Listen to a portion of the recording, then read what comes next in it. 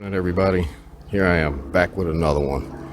Today I got a 2008 Infinity QX56, I think it is, and it's got a radiator leak, so we're going to be changing out the radiator here. So what I did, I took the engine cover off of here already. It's got two 10mm bolts right here on the front of it, and you got two rubber grommets here and here that hold that cover in place. Just pull that right out of those rubber grommets. What I like to do is spray a little WD-40 down in there. Makes it a hell of a lot easier to pull that cover off. So the next thing I'm gonna do is take this intake tube and air box out of the way, because what we're gonna have to do is pull the fan and all the rest of this stuff that's in the way out of the way. So let me go ahead and take this air tube out of here, and this air box, which is just held in with these clamps right where your air filter is. One there, one there. That should be it. This should come right out of there, which it does. So we're just gonna unscrew this here. I think that's an 8mm or a straight blade, and it looks like that's connected to these two rubber hoses here, these two vent tubes. So I will either take them off here and here, or I may end up taking them off at their ending point down here, and the other one is back here. We're going to see which end is easiest to get off, but I'm going to get this out of the way first, loosen all this stuff up, and I'll be back. Oh, let me get the mass airflow sensor connected too. Squeeze down on the end here, pull it right off. Then we got a little retaining clip here. You can squeeze the two little tits in on the outside of this and push it right through there. You might need a screwdriver. Let me get to that point and I'll be back. My air cleaner out of the way, air pipe. And what I did was opted to take these hoses off right here. And just take those two clamps, squeeze them, pull them back. Next thing we're gonna need to do is get up underneath here and take this shield out from underneath here. Got this belly pan here, and it should be four 10mm bolts. One here, I started loosening them up already. We got another one there, and then the other two are up here, right up under the shield here. And there's your other one.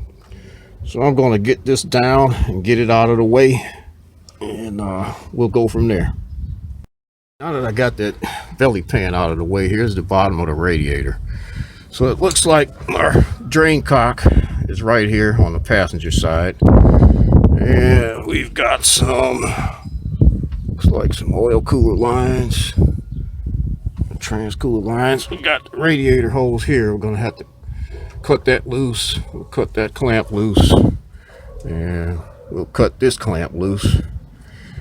And once we've got all of that drained and out of the way, I'm gonna go up top and try and start getting the fan bolts loose, because that is going to be the next thing we got to get loose.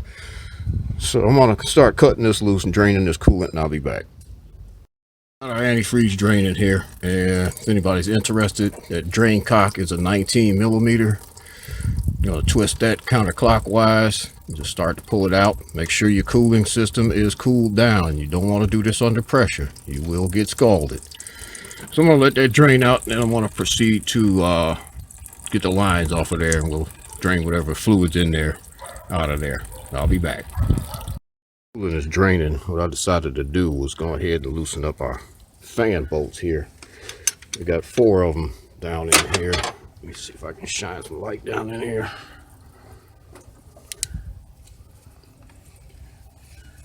So, got 4 bolts right there on our fan pulley. You want to take those 4 bolts loose. They're 10mm, and your fan should come off of there, and hopefully there's enough space to get that out of there. We're going to see. Be right back. I got my 4 10mm nuts loose on my fan pulley right here, and I still got the bottom one to get to. What I'm going to do is I'm going to use this serpentine belt tensioner tool, which is a long bar, and I got a 14mm on there.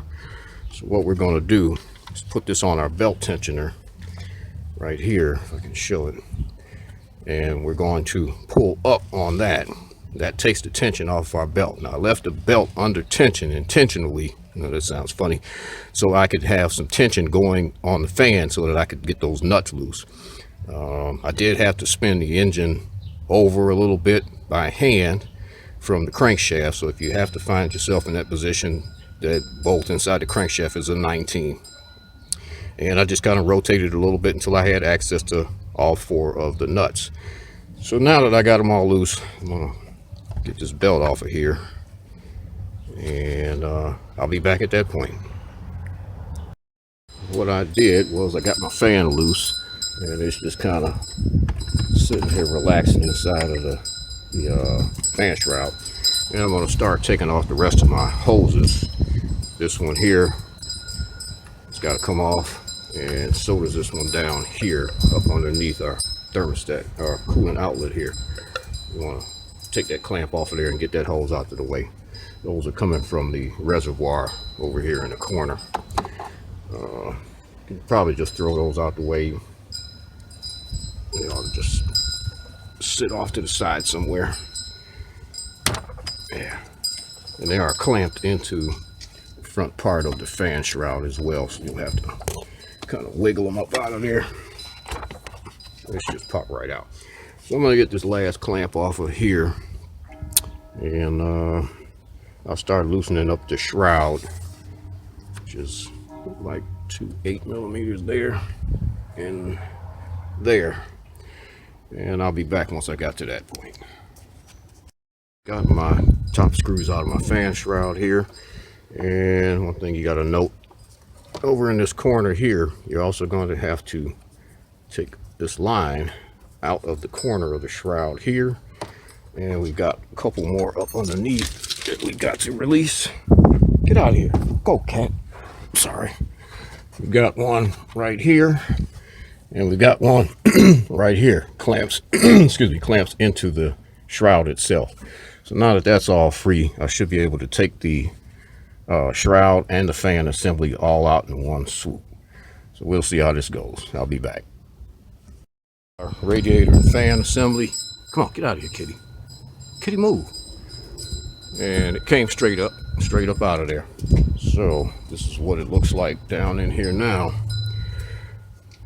See, we got the 2 cooler lines left down there and over there, and then we got to take our lower hose off of there, and we've got a couple of 8mm here and here. That should allow our radiator to kind of slide forward a little bit, and I do believe the condenser is attached to it. I may have to take that out with it. I've never had to do one on this truck, so kind of taking this step by step, taking y'all along with me. So I'll be back once I've got those lines loose and that hose off. Got my lower hose off and got it drained out. And in order to set this radiator loose, what we're gonna have to do is go right in here. You can pull this plastic cover up out of here slightly so you can get to the bolt. And back here, you're gonna find an 8mm bolt with a bracket that looks like this. And that ties your radiator to your condenser, your air conditioning condenser. So you have one on each side. This is for that side, and I took the other one out already for this side. And that will allow your radiator to flex forward and back a little bit. But it looks like we got one more hose I got to take loose, one more line, which is probably going to be, well, let me see if I can even get the camera in here. It's one of these oil cooler lines, but it's right below this top one. I don't know if that's even coming into view, but it's right there. It's the one that's going down. So I got to get that clamp off of there, and I'll be back. Finally got this radiator out of the way. What I ended up doing was leaving that line attached, and there were 2 more bolts on the front of the radiator, 2 8mm bolts on the front of the radiator to get out. And this is our, I believe this is our trans cooler here. So we're just going to kind of let that sit there. And here's what our old radiator looks like.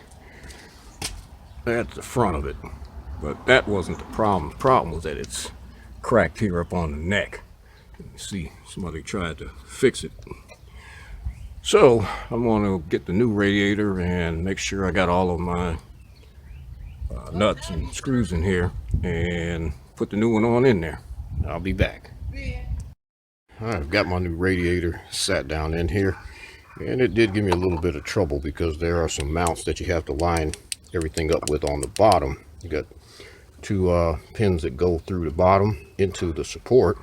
You also have the power steering cooler, and you have the air conditioning condenser as well to line up.